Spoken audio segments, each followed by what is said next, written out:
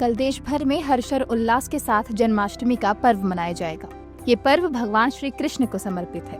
आपने इनसे जुड़ी कई कथाएं सुनी होंगी, लेकिन आज इस वीडियो के माध्यम से हम आपके सामने उस कथा का वर्णन करने जा रहे हैं जहां श्री कृष्ण ने महिलाओं के सम्मान की रक्षा करते हुए 16,000 कन्याओं से विवाह रचाया था। श्री कृष्ण ने लोगों को धर्म की शिक्षा देने के लिए धरती पर जन्म लिया था। इन्हीं से जुड़ी एक पौराणिक कथा है कि एक बार धर्म की रक्षा के लिए उन्हें 16,000 बार विवाह करना पड़ा। कथा के अनुसार एक बार नरकासुर ने राजाओं की 16,000 कन्याओं को बंदी बना लिया था। इन 16,000 कन्याओं को बचाने के लिए श्री कृष्ण ने नरकासुर से युद्ध किया।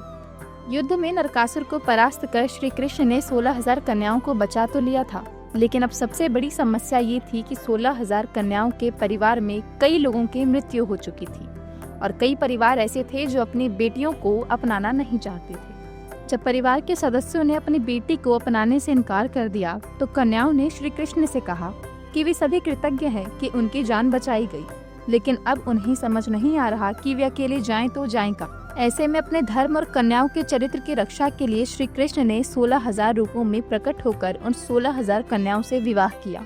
कई कथाओं में यह उल्लेख भी मिलता है कि जब लोकलाज के भय से परिवार वालों ने उन्हें स्वीकार करने से इनकार कर दिया तो कई कन्याएं श्री कृष्ण को अपना पति मानने लगी और दिन रात उनकी सेवा करती रहीं। लेकिन अगर श्री कृष्ण की रानियों की बात करें तो उनकी संख्या केवल 8 थी। श्री कृष्ण की रानियों के नाम थे सत्या, भद्रा, कालिंदी, सत्यभामा, रुक्मणी, जाम्बवंती, मित्रबिंदा और लक्ष्मणा। अगर श्री कृष्ण के जीवन से और जुड़ी बातें की जाएं, तो उनमें कई ऐसी आदतें थी जो मनुष्यों को अपने जीवन में जरूर उतारनी चाहिए। श्री कृष्ण से अपनाई ये आदतें। संघर्षों से भरा जीवन। कान्हा का जीवन शुरू से ही संघर्षों से भरा रहा। उनके मामा कंस ने कई बार उन्हें मारने के लिए षड्यंत्र रचे, लेकिन कृष्ण इन बाधाओं से कभी विचलित नहीं हुए। वे पूरे धैर्य के साथ इन संघर्षों का सामना करते रहे। इसी प्रकार हर व्यक्ति को जीवन में आने वाली कठिनाइयों का बिना हिम्मत हारे सामना करते रहना चाहिए। परिणाम की चिंता किए बिना अपना कर्तव्य करते रहना चाहिए। ऐसा करने से अंत में विजय आपकी ही होती है। मित्रता। कृष्ण और सुदामा की मित्रता के किस्से तो आप सभी ने सुने होंगे।